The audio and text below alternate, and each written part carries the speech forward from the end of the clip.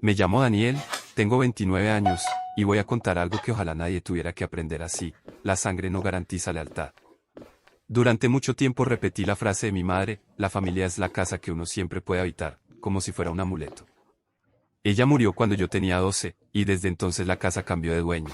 Mi padre, Héctor, la llenó de muebles nuevos, de risas ensayadas y de una presencia que primero fue perfume y después cuchilló: Mirta, la mujer con la que se casó un año y medio después del entierro. Al principio pensé que el hielo que ella me mostraba cuando mi padre no miraba era una adaptación torpe, un duelo raro. Con el tiempo entendí que era su idioma favorito. Mirta tenía 2 hijos de un matrimonio anterior: Martín, 2 años mayor que yo, sonrisa de propaganda de banco, y Clara, 3 años menor, ojos perfectos para las fotos que vendrían después. La primera cena a los 4, con mi padre presidiendo la mesa como quien inaugura un cuadro, todavía puedo oírla. Mirta me corrige la postura, me cambia el plato, me sonríe solo cuando él entra. Tu madre seguro te consentía mucho, Dani, dijo, y mi padre rió porque pensó que era un chiste.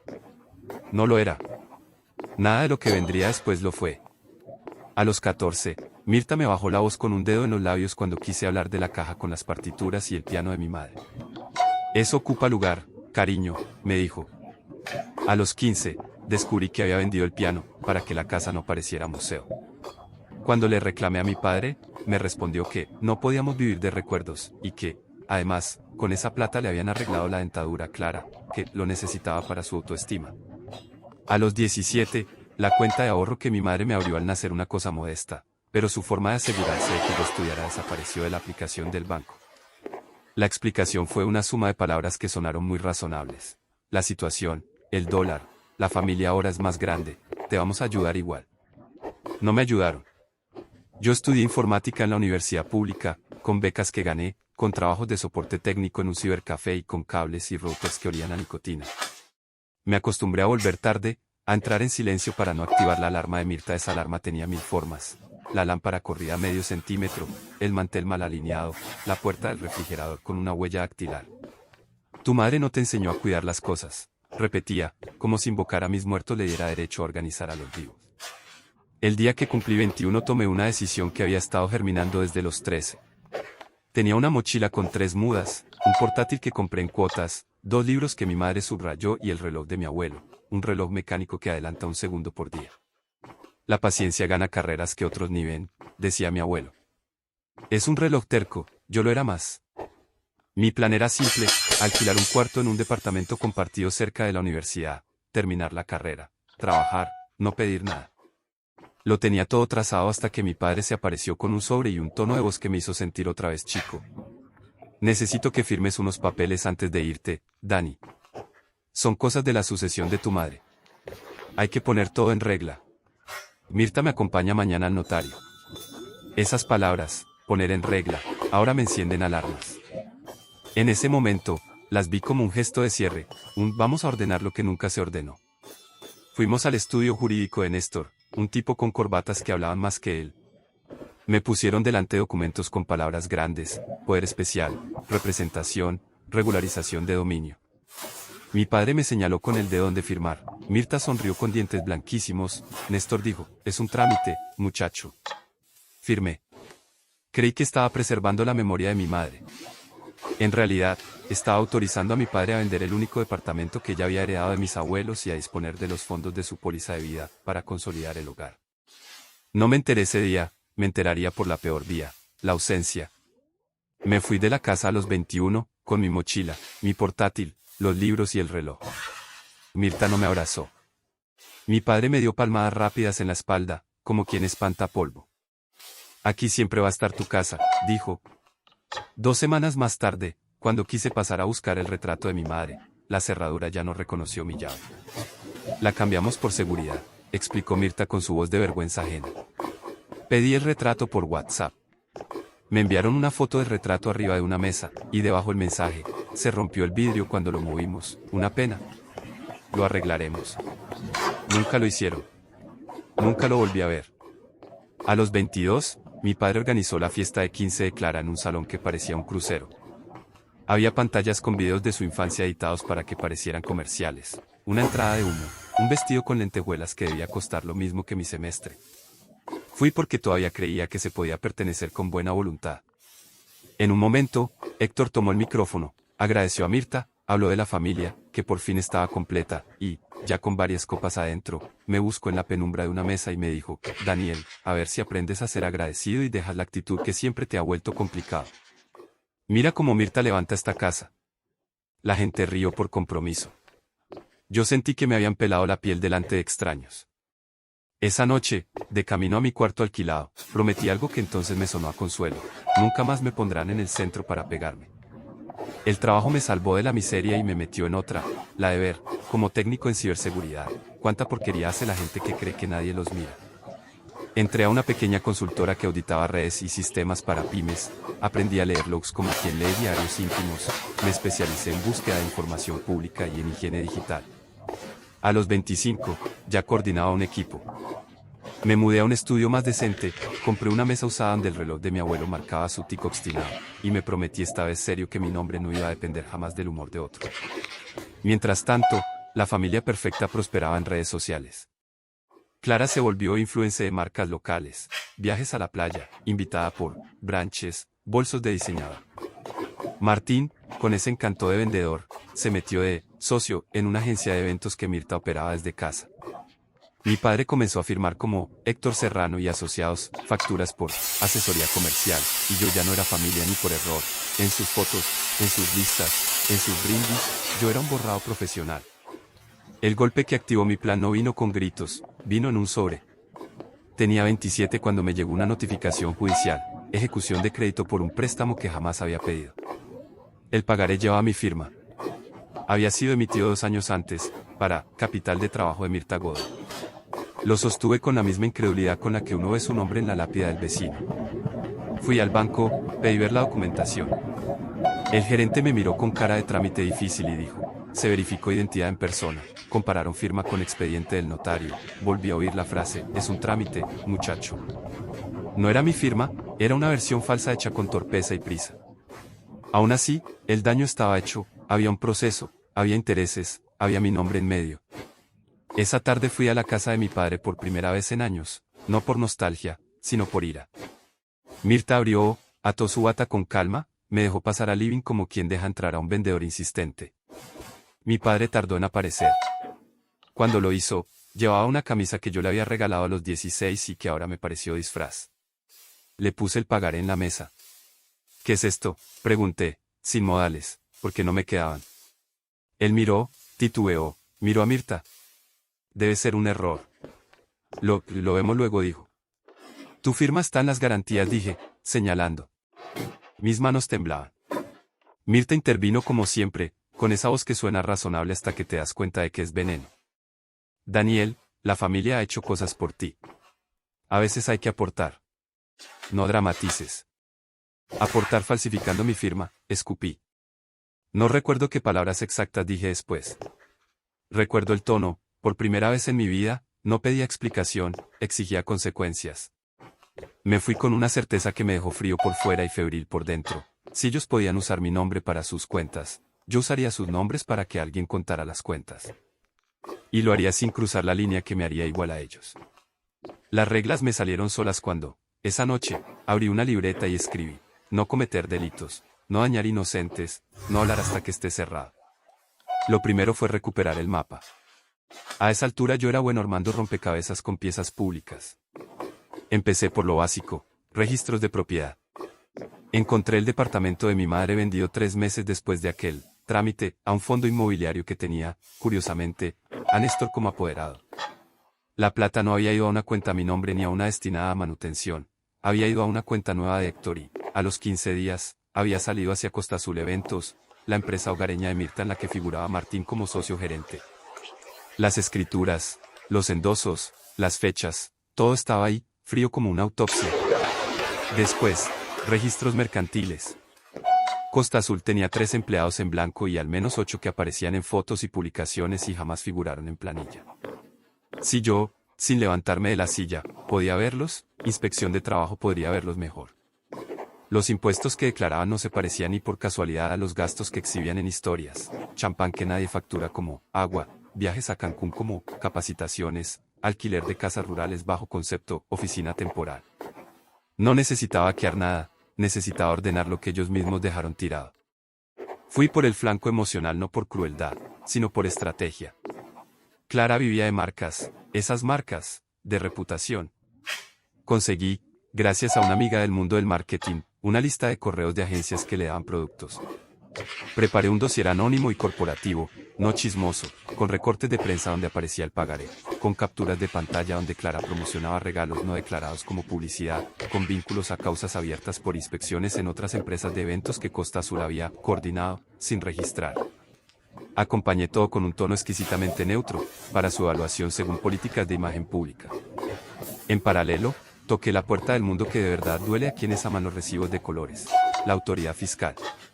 Presenté una denuncia formal como ciudadano, adjunté documentos públicos, e indiqué patrones, viajes recurrentes el día 20 de cada mes con pagos en efectivo que coincidían con compras de insumos facturadas el 22 por proveedores que, al rastrear, eran sociedades fantasmas con domicilios que resultaban ser buzones de coworkings.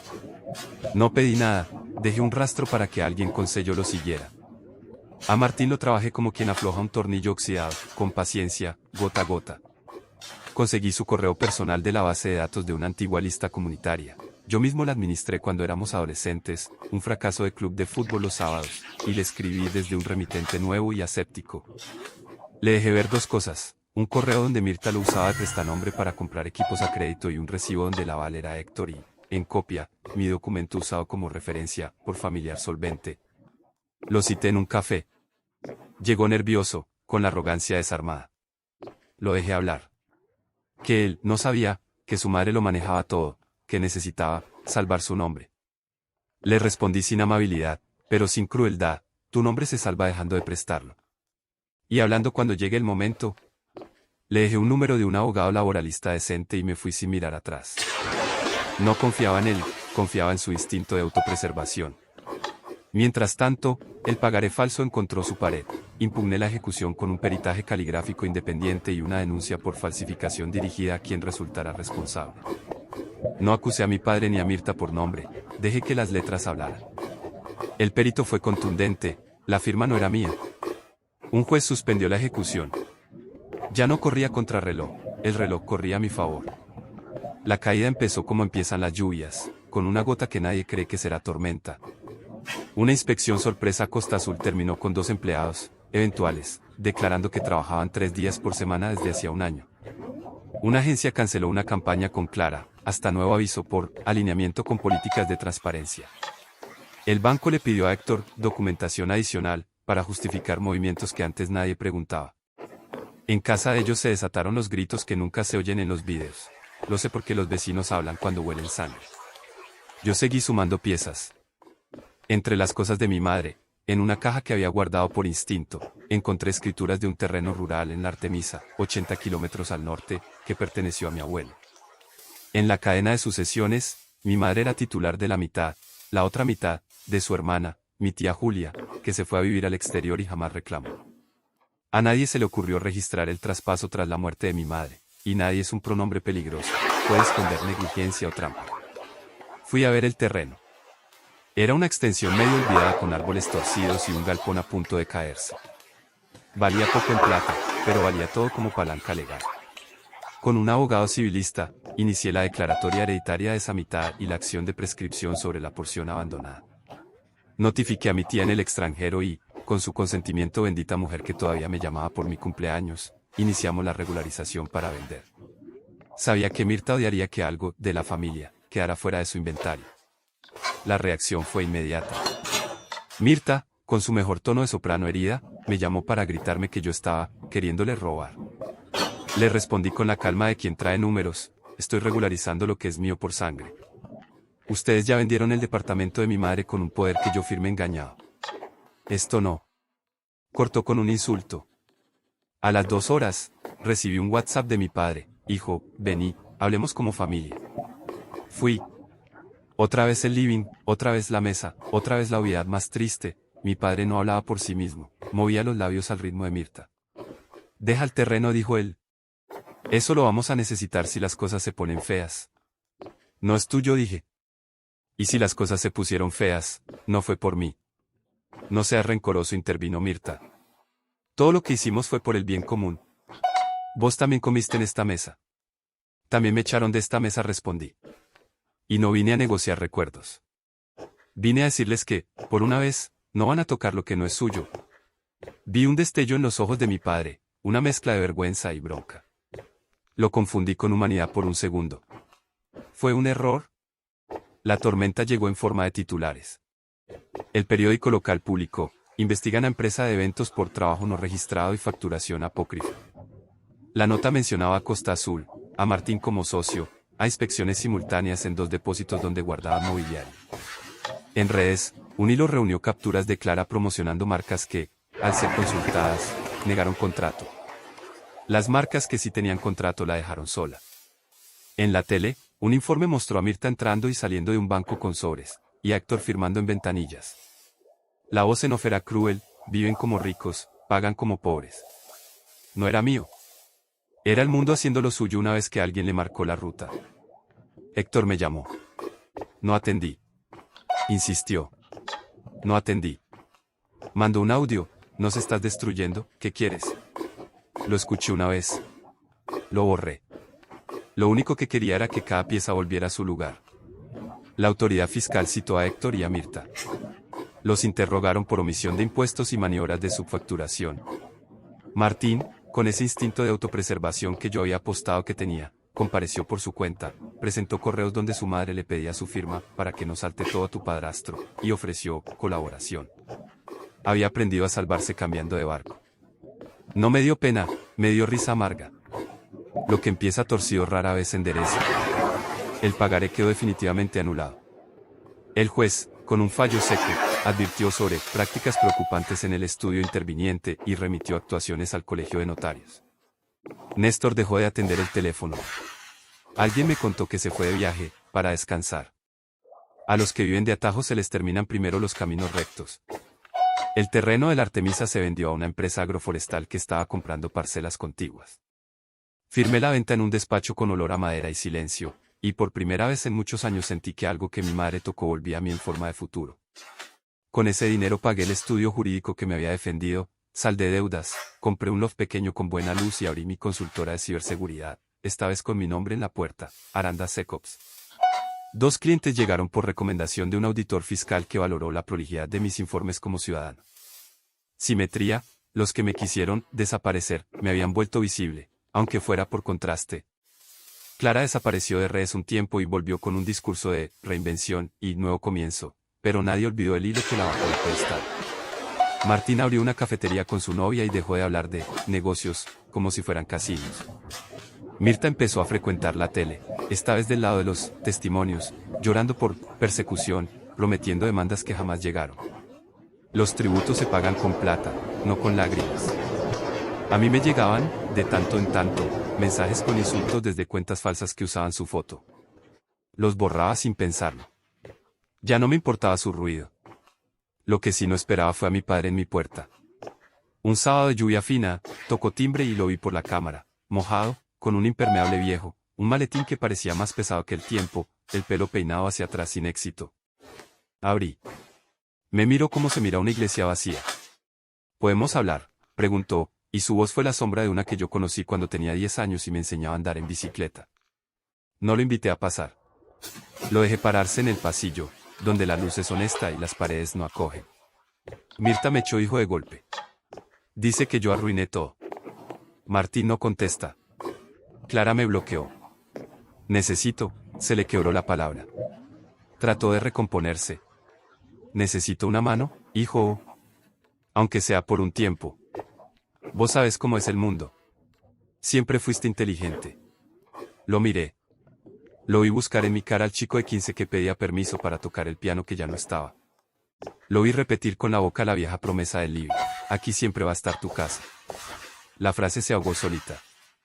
Cuando yo tenía 21 le dije: me pediste que firmara papeles que usaste para vender lo que era de mamá. Me dijiste que era, por el bien de la familia. Después, cuando me fui, me bloqueaste la puerta y me quitaste hasta la foto de él. Hace un año, usaron mi nombre para un crédito que casi me arruina. Y ahora venís a mi casa a pedirme plata. No sabía, intentó. Mirta me manipuló. Me dijo que vos estabas bien, que no te importaba. Me borraste, Héctor, dije, y por primera vez usé su nombre como si fuera el de un extraño. Te vi brindar por tu nueva familia, conmigo sentado a la mesa. Me llamaste, complicado, delante de gente que ni me conocía. Si había algo de padre en vos, lo dejaste en alguna notaría, entre las firmas que sirven para robar pero no para abrazar. Le tembló la mandíbula. Me odió, me amó, me envidió, me pidió. Hizo todo eso con una sola mirada. Y después lloró. No un llanto de cena, uno feo, con hipo, con manos torpes buscando un pañuelo. Por un segundo pensé en la bici, en cómo me sostuvo el asiento hasta que yo pude solo. Después recordé el piano, el pagaré, la puerta cerrada. La memoria es una editora dura, pero justa. No puedo ayudarte, dije. Ni una disculpa, ni una explicación adicional. Solo la frase que yo me merecía escuchar a los 21, no. Se quedó un momento más, como esperando que me arrepintiera, que la cámara revelara que esto era una broma de mal gusto. No pasó nada. Cerré. A través de la madera escuché el ruidito de su maletín golpeando contra su pierna cuando bajaba las escaleras. No apoyé la oreja. No me hizo falta. Podría decir que ese fue el final, pero no lo fue. El final fue el día del remate. La casa donde crecí, la de los muebles nuevos y el piano ausente, salió a subasta por deudas acumuladas, fiscales, bancarias, laborales. Fui. No por morbo, por cierre. El martillero leyó la descripción como si describiera un objeto cualquiera. Un inversor la compró por menos de lo que valían los vestidos de Clara en sus 15. Mirta estaba al fondo, con lentes negros, fingiendo que nadie la veía. Martín no fue. Clara tampoco. Héctor, arrugado en una campera sin historia, miró el suelo. Cuando terminó, me crucé con el inversor en la vereda y le ofrecí comprarle el retrato de mi madre si lo encontraba. Me llamó una semana después, estaba en un altillo, con el vidrio roto. Me lo vendió por monedas. Lo mandé a enmarcar. Lo colgué donde da el sol de la mañana. La casa perfecta ya no tenía paredes para colgar nada. Aranda Secops creció despacio, al ritmo del reloj de mi abuelo. Tomé clientes que tenían problemas de verdad, hospitales con servidores mal configurados, cooperativas que necesitaban aislar redes, pymes que querían dejar de usar 123.456 como contraseña. Rechaceados que me pidieron limpiar reputación, sin limpiar conductas. Contraté a Inés y Pablo, dos analistas brillantes a los que en otros trabajos habían tratado como sombras. Les pagué lo que a mí me hubiera gustado cobrar a los 23. Los viernes, a las 6, apagamos todo y nos vamos a comer empanadas a la terraza del edificio. En la pared tenemos colgada una hoja con 3 mandamientos: no mentir datos, no encubrir delitos, no vender humo. Nadie los mira, todos los recuerdo. Del otro lado, la vida siguió su curso con la lógica implacable de un Excel. Costa Azul cerró. Mirta tuvo que vender su auto, después su colección de carteras, después su relato. Empezó a dar clases esporádicas de emprendimiento en un club social. Nadie la recomendaba porque nadie confía en quien gota a gota vació un vaso ajeno. Martín devino un comerciante honesto, por fin, pagó un precio alto por descubrir que la integridad no da likes pero sí da sueño. Clara reabrió su Instagram con fotos de paisajes y vida sencilla, y un código de descuento para una marca que no le regaló nada. Por primera vez, trabajó por comisión real y no por promesas. A Héctor lo vi una vez más, en la vereda de un hospital donde Aranda Secops estaba auditando un intranet ridículamente vulnerable. Tenía una bolsa con medicamentos. Me vio. Dudó. Cruzó. Me saludó con un gesto mínimo. «¿Estás bien?», dijo, como una constatación. Sí, respondí. Tenía razón, agregó, casi sin voz.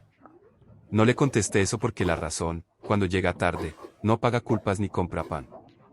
Solo asentí con la cabeza, un movimiento corto. Se fue. Yo entré. Ajusté un firewall. Lo bueno de contar esto es que me ahorro la pregunta que molesta a los narradores. ¿Te arrepientes? No. No me arrepiento de haberlos dejado caer. No me arrepiento de no haber sido blando cuando vinieron con la boca llena de familia, a pedir lo que ellos nunca dieron. No me arrepiento de haber elegido el camino más largo, el legal, el prolijo, el que deja papeles en orden para que el remate lo haga el sistema y no mis manos.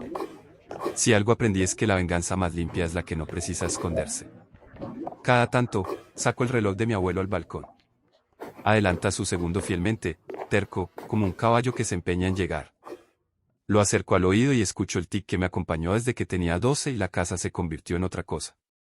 A ese tic le debo el tempo de mi plan, no apurarse cuando el otro corre, no hablar cuando el otro grita, no tocar cuando el otro roba. Esperar el minuto exacto y empujar. Hace un par de semanas, Inés me preguntó cómo me gustaría que nos conocieran en 3 años. Le respondí algo que a los 21 no sabía ordenar, por hacer lo correcto incluso cuando no da titulares. Me quedé pensando que esa frase podría haber sido la misión de una familia. No lo fue. Lo es de mi empresa. Me alcanza. Ahora, cuando paso por la calle donde viví, ya no hay el letrero cursi que Mirta mandó colgar, Hogar Serrano. Hay un cartel de la inmobiliaria con letras pequeñas que dicen, propiedad vendida. Me detengo un segundo, por costumbre más que por nostalgia, y sigo. En casa me esperan el retrato de mi madre con vidrio nuevo, marco sencillo, el reloj que adelanta, y una mesa despejada donde los papeles que firmo solo tienen mi nombre y el de nadie más. A eso llamo ganar. No porque otro pierda, aunque perdieron, sino porque me recuperé a mí mismo y les arranqué uno por uno los hilos con los que me cosieron a una mentira.